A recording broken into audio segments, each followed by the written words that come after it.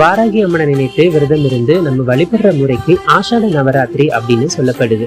தஞ்சை பெரிய கோயில இருக்கக்கூடிய வாராகி அம்மன் சன்னதி இதுக்கு பிரசித்தி பெற்றது அப்படின்னே சொல்லலாம். இதன் மூலமா நம்ம செல்வ வளம் பெருகும் அப்படின்னு சொல்லப்படுது. வாராகி அம்மன் ஒவ்வொரு நாள் ஒவ்வொரு அலங்காரத்திலும் காட்சியளிக்கிறாங்க. முதல் நாள் அலங்காரம் என்ன தெரியுமா? இனிப்பு வகைகள்.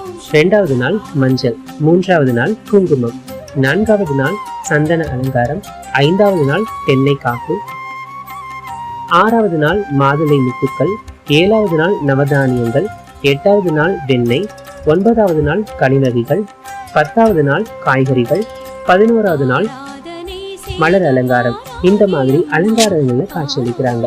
நம்ம விருப்பமான விஷயங்களை வேண்டி பிரார்த்தனை செய்யும் பொழுது வாராகி அம்மன் நமக்கு அருள் புரிவாங்க அப்படின்னு சொல்லப்படுது.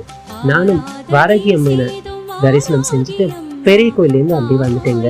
அதுக்கப்புறமா கலை நிகழ்ச்சிகளும் நடந்தது. அதுவும் கொஞ்ச நேரம் பார்த்து ரசிச்சேன். நீங்களும் டைம் கிடைச்சா பெரிய கோயில போய் பாருங்க.